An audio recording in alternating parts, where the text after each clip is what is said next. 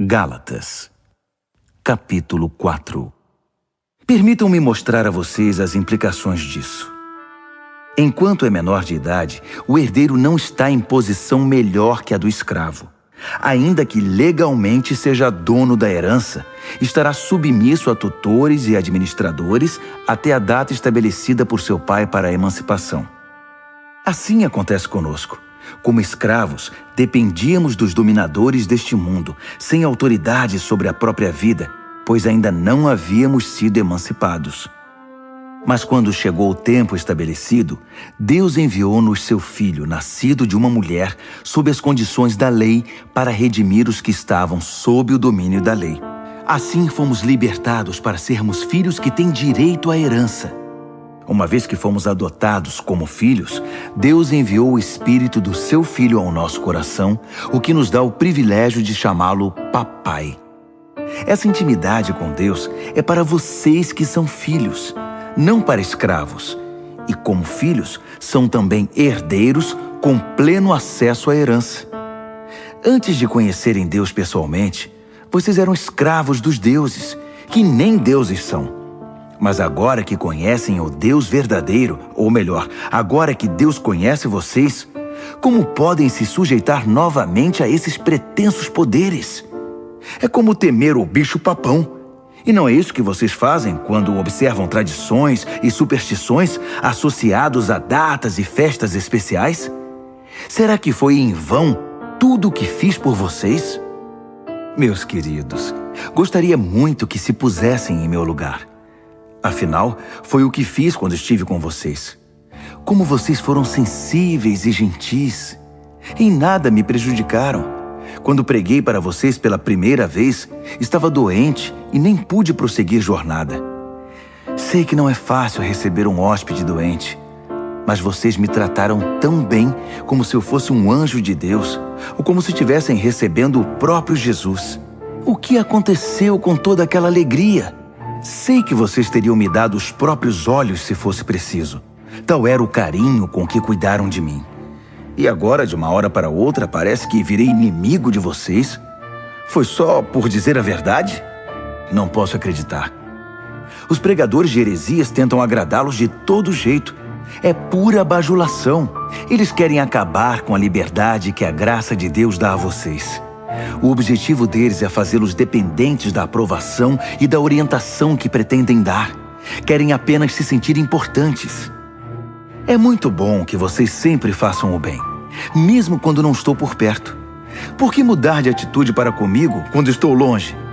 Querem saber como me sinto agora, até que a vida de Cristo seja uma realidade na vida de vocês?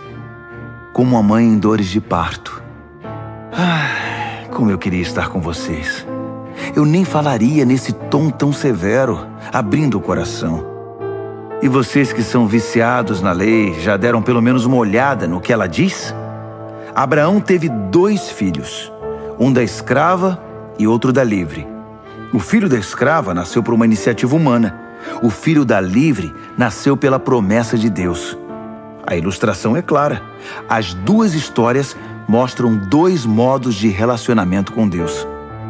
A primeira fala do Monte Sinai, na Arábia. Representa o que acontece em Jerusalém, uma vida escrava que produz escravos como descendentes. É o caminho de Agar. A segunda fala da Jerusalém invisível, uma Jerusalém livre, nossa mãe. É o caminho de Sara. Lembrem-se do que Isaías escreveu. Alegre-se, ó estéril, você que nunca teve um filho. Exulte e cante, você que nunca sofreu as dores do parto. Porque são mais os filhos da abandonada do que os filhos da mulher casada. Não está claro, meus queridos, que como Isaque, vocês são filhos da promessa? Nos tempos passados, Ismael, o filho nascido por iniciativa humana, perseguiu Isaque, o filho da promessa pelo Espírito. Não é o que vemos agora? A perseguição promovida pelos hereges de Jerusalém segue o modelo antigo. Há um texto nas Escrituras que nos diz o que fazer. Expulse a escrava e seu filho, pois o filho escravo não será herdeiro com o filho livre. Não somos filhos da escravidão, mas sim da liberdade que vem do Espírito. Gálatas, capítulo 5. Cristo nos libertou para viver uma vida livre. Permaneçam nessa liberdade. Nunca mais aceitem sujeitar-se a nenhum tipo de escravidão. Quero enfatizar o seguinte: no momento em que vocês se submetem à circuncisão ou a qualquer outro sistema de regras, o dom da liberdade que Cristo conquistou com sofrimento acaba desperdiçado. Repito, quem aceita o sistema da circuncisão troca a maravilhosa vida de liberdade em Cristo pelas obrigações da vida de escravo da lei. Creio que o que está acontecendo não era a intenção de vocês. Quem escolhe viver de acordo com seus planos religiosos, tentando ser justo, se desliga de Cristo e está fora da graça. Mas nós vivemos a expectativa de um relacionamento com o Espírito que satisfaz. Em Cristo, nem nossa religião mais criteriosa, nem a indiferença quanto a obrigações religiosas significam alguma coisa. O que importa é algo mais íntimo. A fé expressa em amor. Vocês estavam correndo muito bem. Quem os convenceu a se desviar do caminho da obediência? Por certo, não foi aquele que os convocou para a corrida. Por favor, não pensem que isso é insignificante. Basta um pouquinho de fermento para levedar uma grande quantidade de massa de pão. Lá no fundo, o Senhor me deu a certeza de que vocês não vão desistir. Mas aquele que está perturbando vocês, seja quem for, enfrentará o juízo divino. Saibam que o boato de que continuo a pregar a circuncisão, como eu fazia antes de encontrar o Senhor na estrada de Damasco, é um absurdo. Por que então eu ainda seria perseguido? Se eu pregasse a velha mensagem, ninguém ficaria ofendido. Omitir a cruz diluiria tanto a mensagem que ninguém se importaria. Quero saber por que esses agitadores tão obcecados pela circuncisão não se circundam totalmente. Poderiam se castrar. Não há dúvida que Deus chamou vocês para uma vida de liberdade.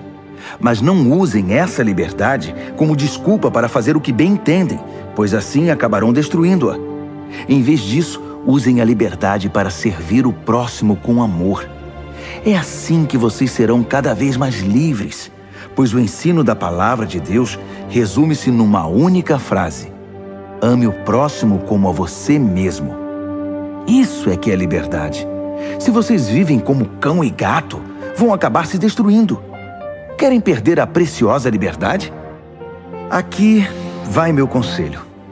Vivam nesta liberdade, motivados pelo Espírito de Deus. Só assim vencerão seus impulsos egoístas. Pois há em nós uma raiz de egoísmo que guerreia contra a liberdade do Espírito. Esta liberdade é incompatível com o egoísmo. São dois modos de vida opostos. Não dá para viver com os dois. Por que não escolhem o caminho do Espírito? Só por ele poderão fugir dos impulsos inconstantes de uma vida dominada pela lei. Todos conhecem o tipo de vida de uma pessoa que quer fazer o que bem entende. Sexo barato e frequente, mas sem nenhum amor. Vida emocional e mental detonada. Busca frenética por felicidade e sem satisfação. Deuses que não passam de peças decorativas. Religião de espetáculo.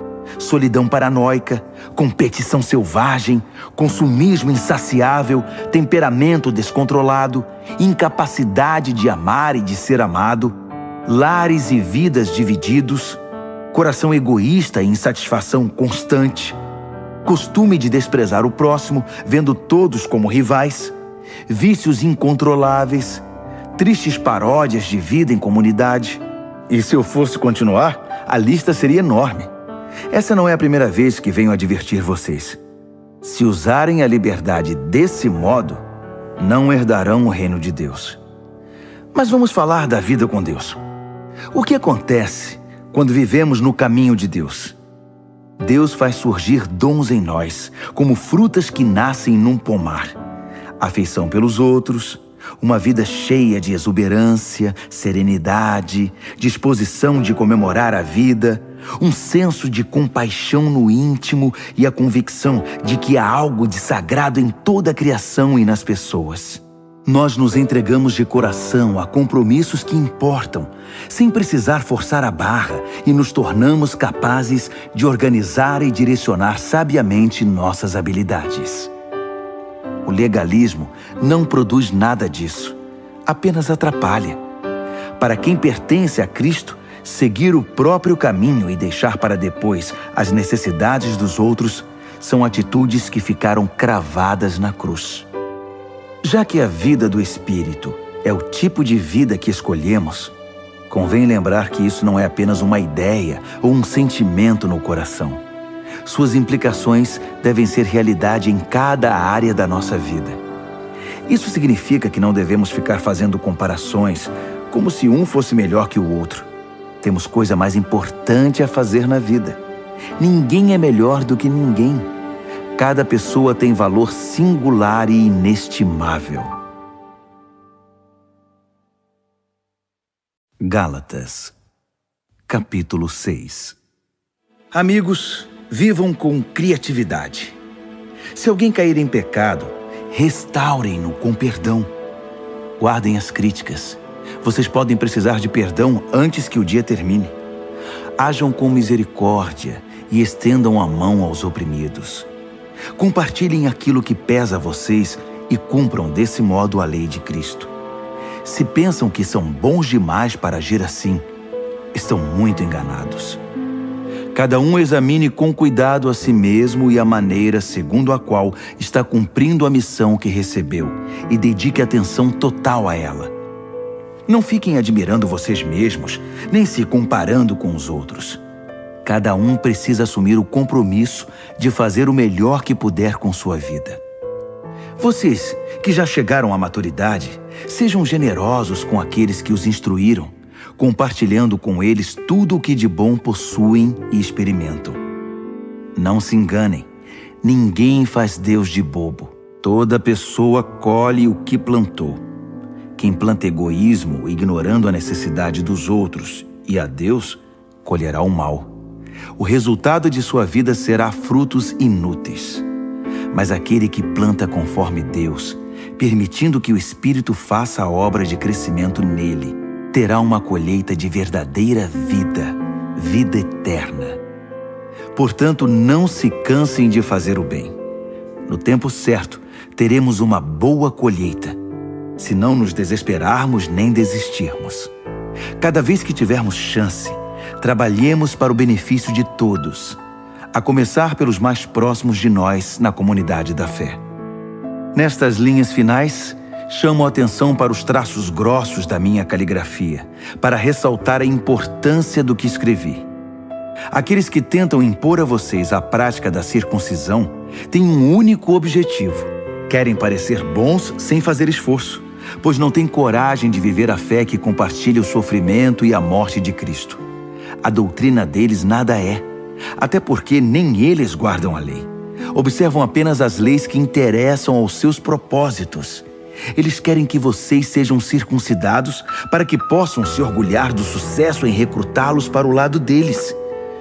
Como são desprezíveis! Quanto a mim, não vou me orgulhar de nada, a não ser da cruz do nosso Senhor Jesus Cristo. Por causa daquela cruz, fui crucificado aos olhos do mundo, libertado da atmosfera sufocante, da necessidade de agradar os outros e me encaixar nos padrões mesquinhos ditados por eles. Percebem que esta é a questão principal? Não é o que fazemos, como submeter-se à circuncisão ou rejeitá-la. É o que Deus está fazendo. E Ele está criando algo novo, uma vida livre. Todos os que caminham por esse padrão são um verdadeiro Israel de Deus, seu povo escolhido. Paz e misericórdia sejam com eles. Francamente, não quero mais ser incomodado com essas disputas. Tenho coisas mais importantes para fazer, como viver a fé com seriedade. Trago em meu corpo as cicatrizes do meu trabalho por Jesus. Que tudo o que nos é concedido livremente pelo Senhor Jesus Cristo venha a ser de fato de vocês, meus queridos amigos. Amém.